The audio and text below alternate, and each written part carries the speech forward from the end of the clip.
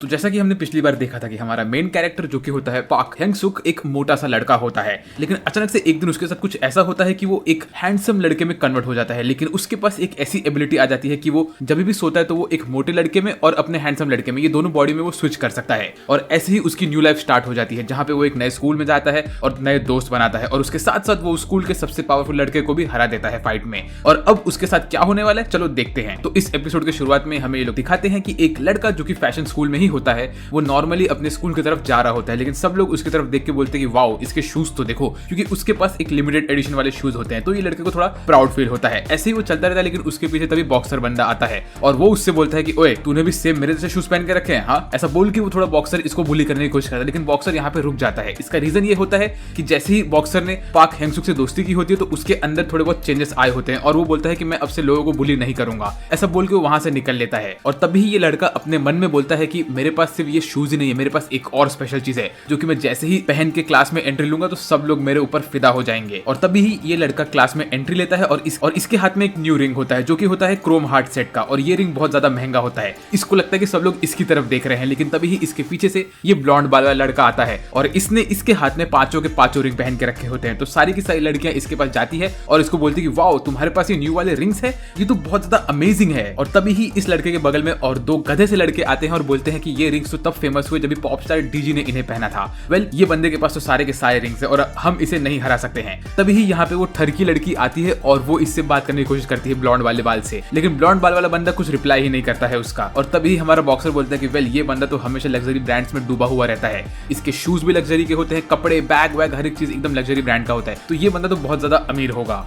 और तभी ही पाक हैंगसुक क्लास में एंट्री लेता है। जैसे ही वो एंट्री लेता है तो सारी लड़कियां उसको घेर लेती है क्योंकि वो इतना हैंडसम होता है और सबकी सब लड़कियां उससे बात करने की कोशिश करती है। तभी ही ये तीनों लड़के पीछे बैकग्राउंड में बोलते हैं कि यार पाक हैंगसुक के पास तो कुछ भी अच्छी चीज नहीं है, उसके कपड़े खराब है, उसके जूते फटे हुए, उसका बैग एकदम पुराना है, तो भी सारी की सारी लड़कियां उसके पीछे क्यों पागल है, क्योंकि इसका रीजन ये है कि वो सिर्फ एक हैंडसम लड़का है। वेल, इसके बाद हमें अगले सीन में दिखाते हैं कि बॉस्को के क्लास वाले उसके रूम में बैठे हुए रहते हैं और बॉस्को का बेस्ट फ्रेंड उसके चेयर में बैठ के बोलता है कि बॉस्को आज स्कूल में नहीं आएगा। उसका रीजन ये है कि बॉस्को हार चुका था। तो ये लोग पूछते हैं बॉस्को किससे हारा, तो वो बताता है कि बॉस्को उस नए लड़के से हारा था। और तभी ही इसको बॉस्को का टेक्स्ट आता है और सबके सब लड़के लोग हैरान हो जाते हैं। वो बोलते हैं बताओ बताओ बॉस्को क्या बोल रहा है। तो बॉस्को टेक्स्ट करता है कि उसका हाथ कट गया है क्योंकि उसका स्क्रीन कट गया है फोन का और इस वजह से उसे कुछ दिख नहीं रहा है कि वो क्या टाइप कर रहा है, और इसीलिए वो कुछ भी आंडू पांडू टाइप करके देता रहता है इसको। तो तभी सबके सब लड़के इससे पूछते हैं कि बताओ बताओ बॉस्को क्या बोल रहा है। तो ये अपने फोन में देखता है तो इसको कुछ दिखता ही नहीं है कि क्या लिखा होता है बॉस्को ने, क्योंकि बॉस्को कुछ भी टाइप कर रहा होता है। तो ये बोलता है कि बॉस्को ने बोला है कि जो नया लड़का है उसने किसी को भी हमारे फाइट के बारे में नहीं बताया है, तो वो क्या प्लॉट कर रहा है इसके बारे में हमें नहीं पता है, तो हमें थोड़ा रुक के देखना चाहिए कि वो क्या कर रहा है। और सबको लगता है कि ये बात बॉस्को ने बोला हुआ रहता है, तो सब लोग इस लड़के की तारीफ करते हैं और बोलते हैं कि ओ भाई बॉस्को तो बहुत कूल है।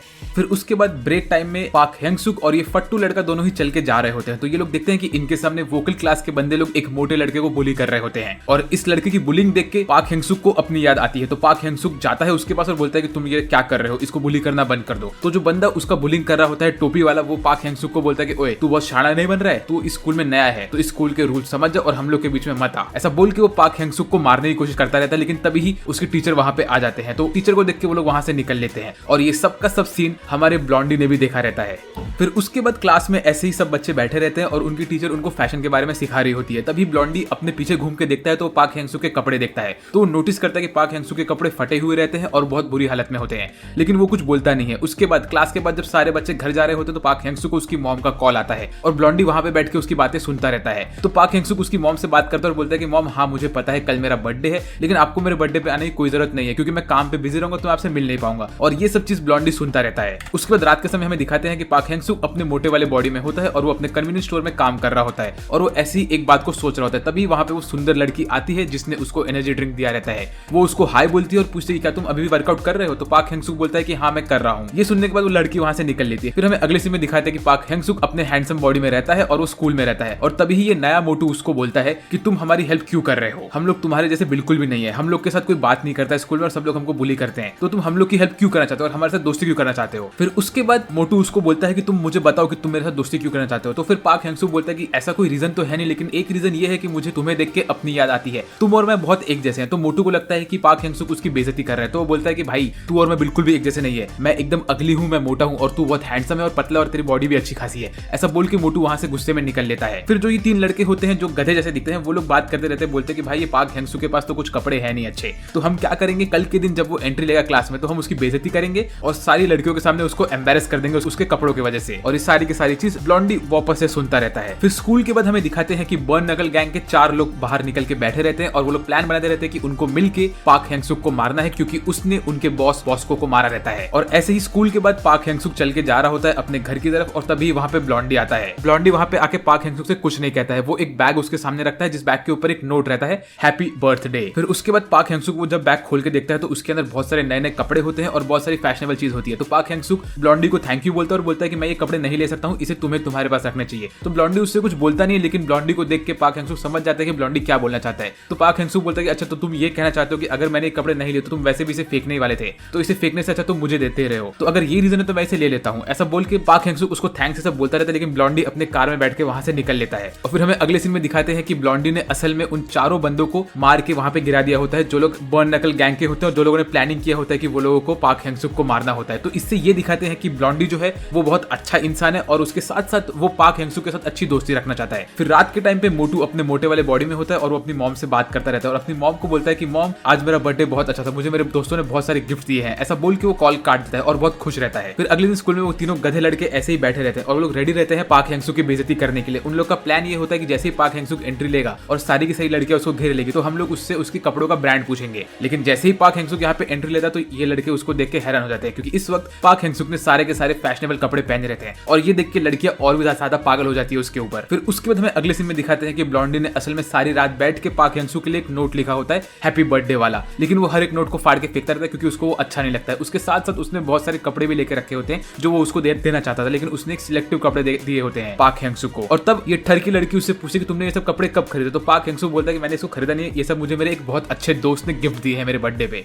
वेल अगर वीडियो में मजा आ रहा है तो सब्सक्राइब करो यार, हम लोग 75,000 सब्सक्राइबर्स तक पहुंचने वाले हैं, तो कर दो ना सब्सक्राइब। फिर अगले सीन में हमें दिखाते हैं कि ये नया वाला मोटू और उसके साथ साथ ये टोपी वाला सिंगर दोनों के दोनों एक रूम में बैठे होते हैं और वो लोग ऑडिशन देने के लिए गए होते हैं। तो ये टोपी वाला उसको बोलता है कि ओए मोटू तू यहाँ पे क्यों है, तुझे तो गाना भी नहीं आता है। तो मोटू बोलता है कि मुझे गाना नहीं आता है लेकिन मुझे रैप करना आता है और मैंने मेरे लिरिक्स यहाँ पे लिख के रखे हैं। फिर उसके बाद अगले सीन में हमें दिखाते हैं कि टोपी वाला बंदा अंदर जाता है ऑडिशन देने के लिए और बहुत अच्छा ऑडिशन देता है। उसका ऑडिशन देख के तो यहाँ पे जो ये मेन बॉस होता है वो बहुत खुश हो जाता है और बोलता है कि हम इसे हायर करने वाले हैं। और यहाँ पे जो ये बॉस होता है ये तो एकदम किराजुके जैसे दिखता है, जो कि होता है वन पीस का एक एडमिरल। तो अगर आपने वन पीस नहीं देखा है तो आपको देखना चाहिए। वेल इसके बाद वो बोलते हैं कि अच्छा मुझे लगता है कि सारे के सारे एप्लीकेंट्स खत्म हो गए। तभी उसका असिस्टेंट बोलता है कि नहीं सर एक बंदा और है। तो जैसे ही हमारे मोटू का फोटो देखता है तो बोलता है कि भाई तुमने इस मोटू को क्यों लिया है, इसको निकालो, बोलो कि हमारा ऑडिशन खत्म हो गया। तो फिर उसका असिस्टेंट बाहर जाता है और मोटू को बोलता है कि बेटा ऑडिशन खत्म हो चुका है, हमने बंदे को सिलेक्ट कर लिया है, तो बाय बाय, ऐसा बोल के वो निकल लेता है वहां से। फिर ऐसे ही मोटू वापस घर की तरफ जाता रहता है तो वो एक बस में बैठा हुआ रहता है और बस में बैठ के वो अपने सॉन्ग्स के लाइन लिखता रहता है और तभी बस वाला अचानक से ब्रेक मारता है तो एक लड़की उसके सामने गिर जाती है। तो मोटू उसके तरफ अच्छे से उसको बोलता है कि आपको बैठना है, तो लड़की को लगता है कि मोटू उसे छेड़ रहा है, तो वो लड़की वहां से भाग जाती है। तो ये देख के सब लोग मोटू की तरफ देख के बोलते हैं ये बंदा लड़की के ऊपर चांस मारा था। तो मोटू वापस से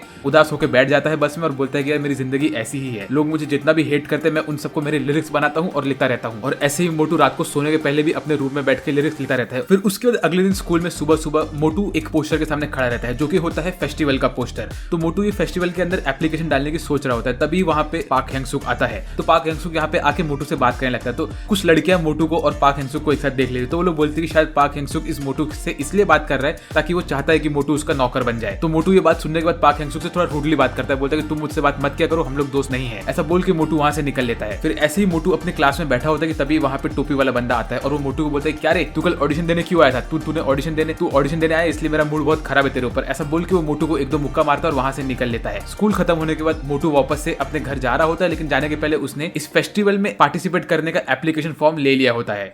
फिर ऐसे ही रात के टाइम पे मोटू वापस अपने घर जा रहा होता है, तो तभी वो उसके ग्रैंडमा के दुकान के पास से जाता है। तो उसकी ग्रैंडमा को हाय बोलता है और बोलता है कि ग्रैंडमा मैं अभी घर जा रहा हूँ। लेकिन तभी उसकी ग्रैंडमा उससे बोलती है कि प्लीज बेटा तुम कुछ खा लो। तो वो बोलता है कि नहीं ग्रैंडमा ये चीजें तो आपको बेचनी चाहिए क्योंकि आप बेचोगे नहीं तो फिर हम खाएंगे कैसे। ऐसा बोल के वो वहां से निकलने वाला होता है, लेकिन तभी उसके क्लास के गुंडे लोग वहां पे पहुंच जाते हैं और यहाँ पे ये टोपी वाला भी होता है। तो उसकी ग्रैंडमम को लगता है कि ये लोग मोटू के दोस्त है, तो उसकी ग्रैंडमम उनको ग्रीट करते और बोलते हैं कि बच्चों तुम लोग को भूख लगी होगी तो तुम लोग थोड़ा खा लो। तो ये लोग तो बहुत बदमाश होते हैं, तो ये लोग बोलते हैं हाँ ग्रैनी हमें दे दीजिए, हमें बहुत भूख लगा तो हम खाएंगे। तो ये लोग बैठते हैं वहां पर, ये लोग पूरे दुकान का सारा खाना खा लेते हैं और बहुत ठूसते हैं ये लोग। और लेकिन जब और मोटू ये सब देखता रहता है और मोटू को बहुत गुस्सा आता रहता है, क्योंकि ये लोगों ने डिसाइड किया होता है कि ये लोग फ्री में खाएंगे और ग्रैनी को 1 रुपया भी नहीं देंगे। फिर खाना खाने का ये लोग ग्रैनी को बोलते हैं ग्रैनी आपका खाना बहुत अच्छा था, हमें बहुत मजा आया। ऐसा बोल के ये लोग वहां से निकलने वाले होते हैं कि दादी माँ उनको बोलती है कि बेटा रुको, मैं तुम्हें थोड़ा घर के लिए भी खाना दे देती हूँ। तो दादी माँ उनको घर के लिए भी एक्स्ट्रा खाना देती है। ये खाना लेके लोग जैसे थोड़ा आगे बढ़ते ये लोग ये सब पूरा एक्स्ट्रा खाना को ये लोग लेके कचरे के डब्बे में फेंक देते हैं। तो मोटू ये सब देखता है, उसको बहुत गुस्सा आता है। फिर अगले दिन जब मोटू अपने स्कूल पहुंचता है तो वो देखता है कि उसके स्कूल के व्हाइट बोर्ड पे इन बच्चों ने लिख के रखा होता है कि मोटू की ग्रैंडमा जो खाना बनाती है वो बहुत गंदा होता है, तुम लोग को ये खाना नहीं खाना चाहिए, अगर तुम खाओगे तुम्हारा पेट खराब हो जाएगा, इनके बिजनेस में बिल्कुल मत जाओ। तो ये सब देख के मोटू को बहुत गुस्सा आता है कि पहले तो ये लोगों ने इसकी ग्रैंडमा को झूठ बोला कि ये लोग इसके दोस्त है और फ्री में खाना खाया, और उसके बाद गंदा चीज लिखा उनके खाने के बारे में। फिर इसके बाद कैंटीन में योंगसुक नॉर्मली खाना खाता रहता है और तभी योंगसुक देखता है कि ये मोटू को वापस से उसके क्लासमेट्स मार रहे होते हैं।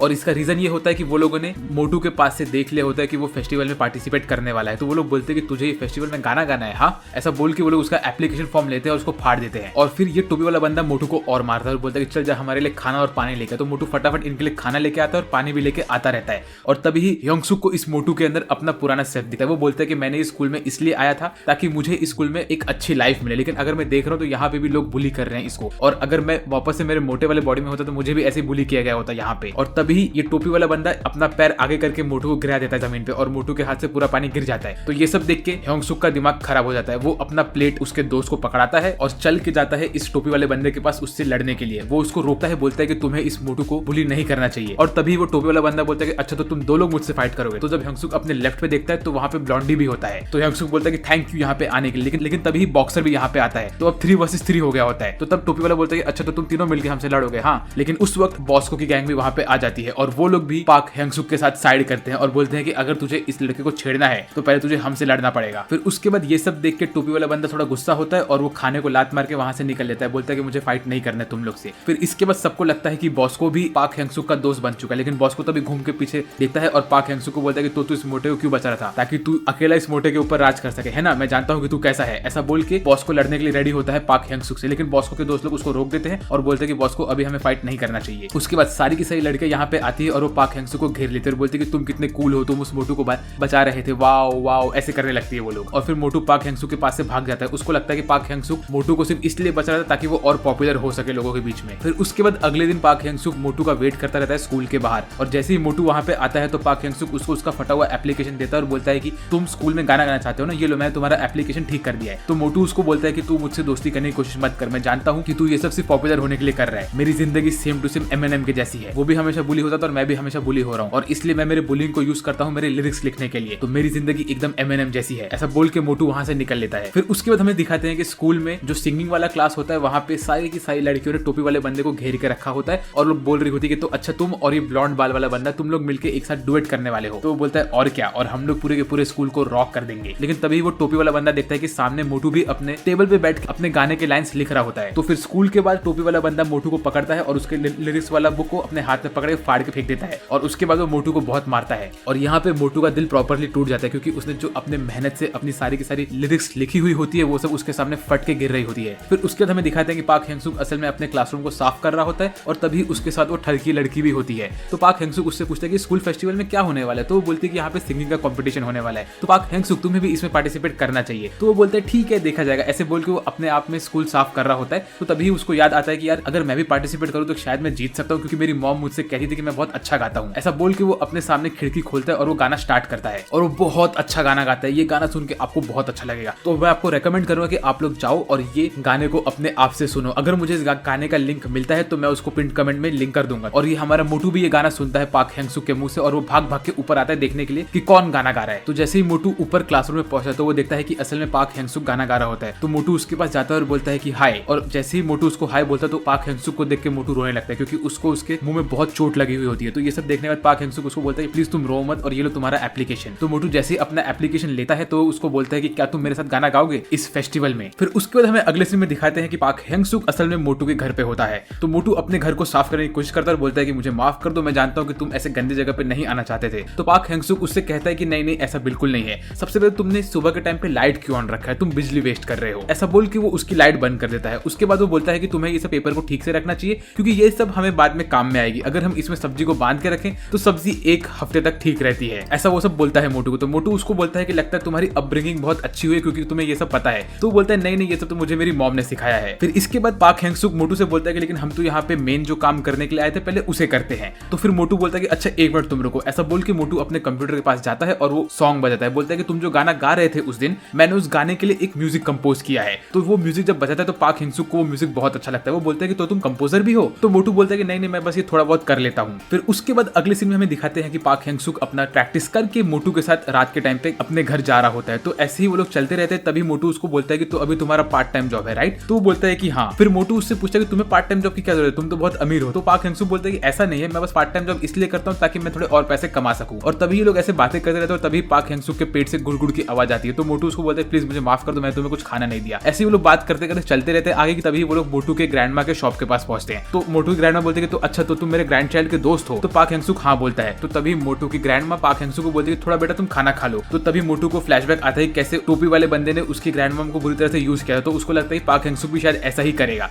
लेकिन पाक हेंगसुक उसकी ग्रैंडमा को बोलते हैं कि नहीं मैम मेरा पेट भरा हुआ है, मैं फिर कभी खाना खा लूंगा। ऐसा बोल के पाक हेंगसुक वहां से निकल लेता है। तो मोटू को तभी फील होता है कि पाक हेंगसुक सच में एक अच्छा इंसान है। फिर उसके बाद हमें अगले सीन में दिखाते हैं कि टोपी वाला बंदा अपने बॉस के साथ जो कि होता है किराजू, उसके साथ उसके स्टूडियो रूम में बैठा हुआ रहता है। तो किराजू उसको बोलता है कि देखो मैंने तुम्हारे लिए एक प्रोफेशनल सॉन्ग राइटर से ये सॉन्ग लिख के रखा है, ये सॉन्ग तुम गाओ अपने फेस्टिवल में और ये सॉन्ग गाने के बाद अगर तुम्हारा सॉन्ग बहुत अच्छा रहा तो मैं तुम्हारा प्रोफेशनल डेब्यू कराऊंगा। तो ये सुन के टोपी वाला बंदा और उसका दोस्त बहुत खुश हो जाते हैं। फिर हमें अगले सीन में दिखाते हैं कि मोटू पाक हेंगसुक और अपने चश्मिश दोस्त के साथ बैठा हुआ रहता है पार्क में और उसको बोलता है कि देखो मैंने इस सॉन्ग के लिरिक्स लिखे रखे हैं और हम लोग इसी को प्रैक्टिस करने वाले हैं। तो वो लोग थोड़ा प्रैक्टिस करते और ये सब देखने के बाद चश्मे वाला बंदा बोलता है वाओ ये गाना तो बहुत ही अमेजिंग है। उसके बाद पाक हेंगसुक मोटू की बातें सुन के अपने वोकल कॉर्ड्स को यूज करता है और प्रैक्टिस करने लगता है। बाद में वो मोटू से बोलता है कि मेरे वोकल कॉर्ड्स बहुत दुख रहे हैं। तो मोटू उसको बोलता है कि तुम्हें ज्यादा प्रैक्टिस नहीं करना चाहिए क्योंकि वोकल कॉर्ड्स जो होते हैं वो बहुत ही डेलिकेट होते हैं, तो तुम्हें कम प्रैक्टिस करना चाहिए। और फिर मोटू पाक हेंगसुक को बोलता है तुम जब गाना गा रहे थे तो मेरे को ऐसा फील हो रहा था कि तुम गाने को पूरी तरह समझ सके हो, लेकिन ये गाना तो एकदम मेरे जैसा है, तो मुझे अब सही में लग रहा है कि तुम और मैं एक जैसे हैं। तो फिर उसके बाद पाक हेंगसुक अपने घर में सोता है और वो अपने मोटे वाले बॉडी में पहुंच जाता है। फिर ऐसे ही वो अपने मोटे वाले बॉडी में अपने कन्वीनियंस स्टोर में काम करता रहता है और वो प्रैक्टिस करता रहता है गाना गाने का। और तभी वहां पे वो सुंदर लड़की वापस से आती है और वो वहां पे आके बोलती है कि तो अच्छा आज तुम गाना गाने का प्रैक्टिस कर रहे हो? तो मोटू बोलता है कि हाँ। उसके बाद वो सुंदर लड़की पाक हेंगसुक को एक कप सिरप देती है और बोलती है कि तुम्हें ये पी लेना चाहिए, इससे तुम्हारा गला ठीक रहेगा। ऐसा बोल के वो लड़की वहां से निकल लेती है। तो मुझे थोड़ा ऐसा फील आ रहा है कि ये सुंदर लड़की को शायद से मोटू के ऊपर क्रश है। फिर उसके बाद अगले दिन पाक हेंगसुक अपने हैंडसम बॉडी में रहता है और वो अपने दोस्तों से मिलता है और तभी वो मोटू को बोलता है कि रुको मैंने बहुत प्रैक्टिस किया, ये 2 दिन में तुम्हें गाना गा के सुनाता हूँ। तो जब वो गाना गा के सुनाता है तो मोटू बोलता है कि तुमने 2 दिन में इतना अच्छा परफेक्ट कर लिया अपने आप को, तुम तो एक जीनियस हो। लेकिन यहाँ पे मोटू को असल बात पता नहीं रहती कि पाक हेंगसुक 24 घंटा प्रैक्टिस करता रहता है। फिर स्कूल के बाद ये लोग अपने अपने रास्ते निकल लेते हैं। तभी ही ये टोपी वाला बंदा यहाँ पे आता है और वो मोटू को और ये चश्मिश को पकड़ लेता है और वो मोटू को बोलता है कि तो मैं समझ रहा हूँ कि तू क्या कर रहा है, तू वो हैंडसम लड़के के साथ गाना गाने वाला है ना ताकि तू थोड़ा पॉपुलर हो सके, अगर तू ऐसा करना सोचे तो बेटा ये सोचना बंद कर दे तू। ऐसा बोल के वो मोटू को और वो चश्मिश लड़के को एक कोने में गली में लेके जाते हैं और मोटू को बहुत मारते हैं वो लोग। उसके बाद वो चश्मिश को बोलते हैं तू भी अब इसको मार। तो चश्मिश पहले मना करता है लेकिन वो बोलता है कि अगर तू इसको नहीं मारेगा तो हम लोग तेरे को मारेंगे। तो चश्मिश थोड़ा अपना हाथ ऊपर करता है और मारने के लिए रेडी होता है मोटू को, लेकिन तभी ही टोपी वाले बंदे को एक कॉल आता है और वो वहां से निकल लेता है। तो चश्मिश मोटू को सॉरी बोलता है कि मैं तेरा दोस्त होकर मैंने तेरे ऊपर हाथ उठाने की कोशिश की। फिर उसके बाद हमें अगले सीन में दिखाते हैं कि हमारा गाना गाने वाला मोटू और तो चश्मिश बंदा दोनों ही जाते हैं पाक हेंगसुक के कन्वीनियंस स्टोर पे और यहाँ पे पाक हेंगसुक उनको हाई बोलता है। तो वो लोग बोलते हैं तू हमें कैसे जानते हो? तो वो बोलता है कि अरे नहीं मैं तुम्हें जानता नहीं, मुझे बस तुम्हें देख के हाई बोलने का मन किया। फिर उसके बाद चश्मिश बंदा हमारे पाक हेंगसुक को सॉरी बोलता है कि सॉरी यार मुझे वो लोग बुली कर रहे थे इसलिए मुझे तुझे मारना पड़ा था और मैंने तेरे पास से वो चार्जर चुराया था। ऐसे बोल के लोग एक दूसरे से बात करना स्टार्ट करते हैं। तभी उन तीनों में दोस्ती बहुत अच्छी हो जाती है। वो लोग इतनी अच्छी दोस्ती हो जाती है वो लोगों में कि वो लोग एक दूसरे से अपनी बुलिंग कंपेयर करते हैं।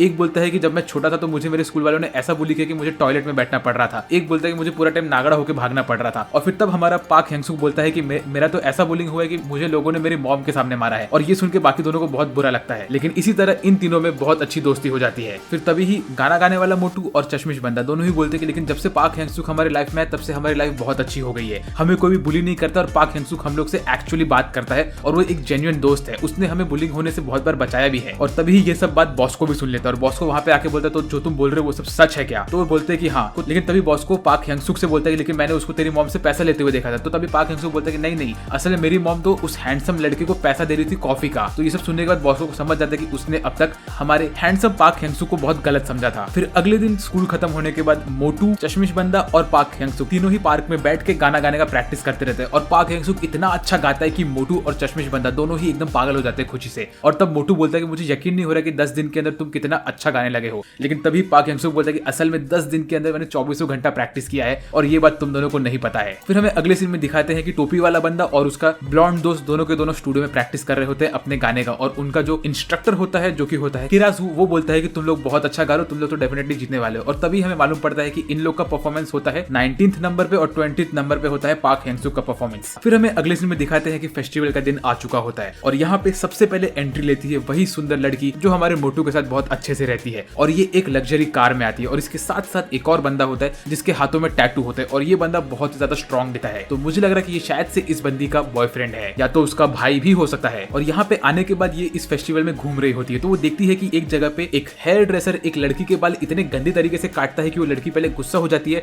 लेकिन वो हेयर ड्रेसर एक क्यूट सा स्माइल देता है उसे तो लड़की खुश हो जाती है। फिर हमें अगले सीन में दिखाते हैं कि हमारे फैशन क्लास के बच्चे लोग बॉक्सिंग वाला टूर्नामेंट रखे होते हैं, जहाँ पे जो हमारा बॉक्सर होता है वो सबसे पैसे लेता है और सबको बोलता है कि अगर तुम मेरे अगेंस्ट 1 मिनट तक टिक गए तो तुम्हें 10,000 वॉन मिलेंगे। तभी ये सुंदर लड़की भी यहाँ पे आती है और इसको देख के सारे लड़के इसकी तरफ भागते हैं इससे बात करने के लिए, लेकिन वो इनको इग्नोर करके निकल लेती है यहाँ से। मीनवाइल पाक हैंग-सुक सब लोग को देख के थोड़ा डर जाता है, बोलता है कि मैं इतने बड़े स्टेडियम पे गाने वाला हूँ, बाप रे मुझे बहुत नर्वस फील हो रहा है। तो हमारा मोटू उससे कहता है कि तुम्हें नर्वस नहीं फील करना चाहिए, जब तुम गाना गाओ तो तुम उसके बारे में सोचो जिससे तुम बहुत प्यार करते हो, तो तुम्हारा सारा का सारा नर्वसनेस निकल जाएगा। और तभी ही पाक हैंग-सुक इस सुंदर लड़की को देखता है और उसको क्लिक होता है ये तो वही लड़की है जो मेरे साथ अच्छे से रहती थी। तो पाक हैंग-सुक भागता है उससे बात करने के लिए। मीनवाइल हमें दिखाते हैं कि बॉस्को के क्लास वालों ने आर्म रेसलिंग का कंपटीशन रखा होता है और बॉस्को वहां पे सबको धड़ाधड़ हराता रहता है। और तभी ही पाक हैंग-सुक भाग के जाके इस लड़की के पास पहुंच जाता है और वो उसको हेलो बोलता है और तभी ये लड़की पीछे घूम के देखती है और बोलती है ओए तू कौन है। तो तब पाक हैंग-सुक को स्ट्राइक होता है कि अरे ये तो मुझे इस बॉडी में जानती ही नहीं है। और तब लड़की पाक हैंग-सुक के ऊपर भड़कती है, बोलती है कि तुझे क्या लगेगा कि तू थोड़ा हैंडसम है तो मैं तेरे प्यार में फंस जाऊंगी। नहीं बेटा मैं तेरे प्यार में नहीं फंसने वाली हूँ, ऐसा बोल के वहां से निकलने लगती है। तो तभी पाक हैंग-सुक उसको रोकने के लिए आगे बढ़ता है, लेकिन तभी ही वो लड़की के साथ वाला बंदा पाक हैंग-सुक का हाथ पकड़ लेता है और उसे दबाने लगता है। और तब हमें मालूम पड़ता है कि जो बंदा वो लड़की के साथ रहता है ये असल में उसका बॉडीगार्ड होता है।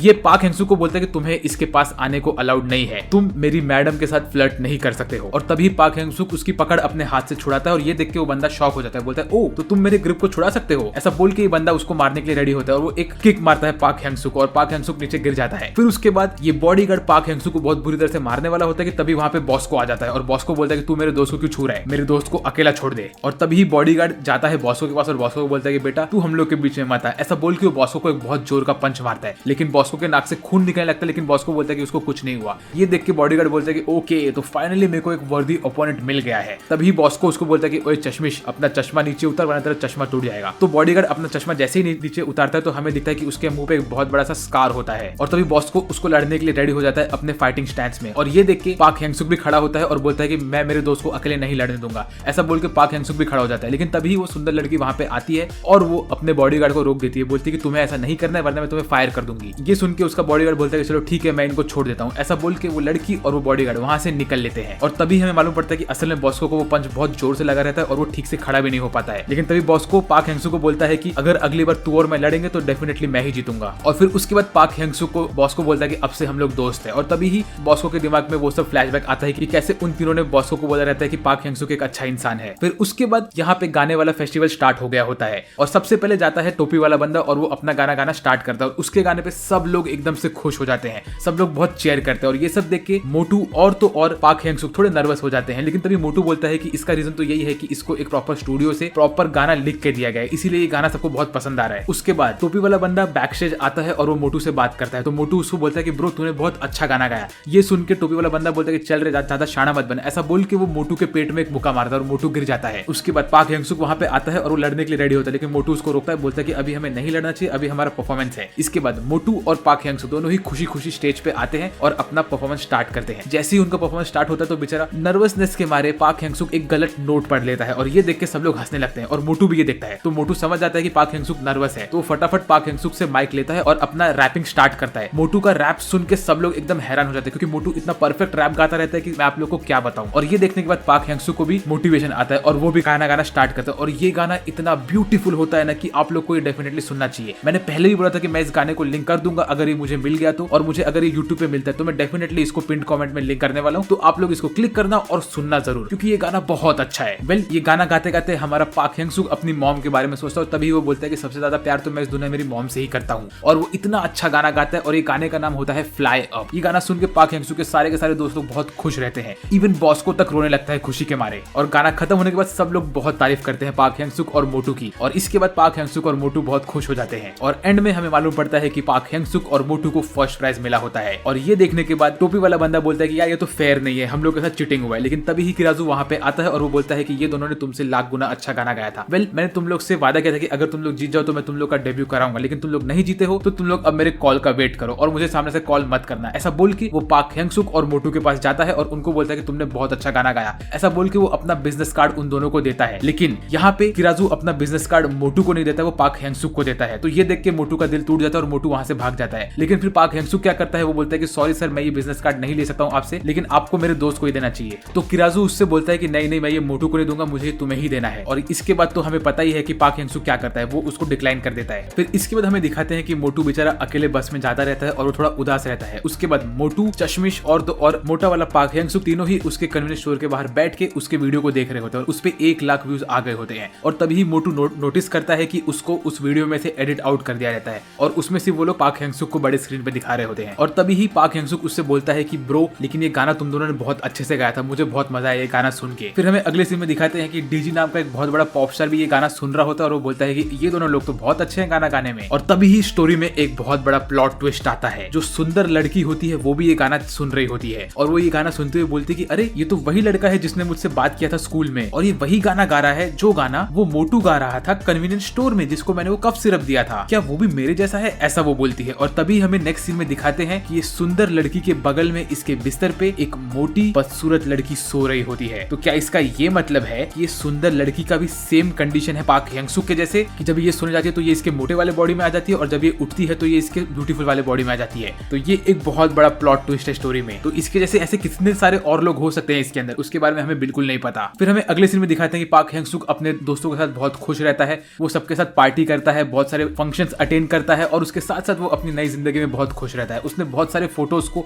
अपने दीवार पे लगाया हुआ होता है और उसमें से एक फोटो उसका होता है उसके मोटे वाले बॉडी के साथ और तो और उसके पतले वाले बॉडी के साथ, और तो और उसमें से एक फोटो उसका ये भी होता है जहाँ पे वो उसकी मॉम के साथ डेट पे गया होता है और उसके साथ साथ बॉस को भी वहां पे होता है। और ये सारे के सारे फोटोज बहुत ही अमेजिंग होते हैं। वेल, इसी के साथ मैं ये वाले एपिसोड को यहाँ पे एंड करता हूँ। अगर आपको वीडियो पसंद आया तो प्लीज सब्सक्राइब करो चैनल को, क्योंकि हम लोग 75,000 सब्सक्राइबर तक पहुंचने वाले हैं। और तो और अगर आपको वीडियो बहुत ज्यादा पसंद तो लाइक करो वीडियो, कमेंट करके मुझे बताओ कि आपको ये वाला वीडियो कैसा लगा। और इसी के साथ मैं इसके इस सीजन को एंड करता हूँ। ये वाला सीजन यहीं पे खत्म हो गया। इसका सेकंड सीजन कब आएगा मुझे उसका आइडिया नहीं है, लेकिन जैसे ही इसका सेकंड सीजन आता है मैं उसको कवर करूंगा चैनल पे। वेल, आज के लिए मेरी तरफ से बस इतना ही। मेरा नाम है सासबेक और मैं बात करूंगा आपसे अगले वीडियो में। तब तक के लिए बाय बाय।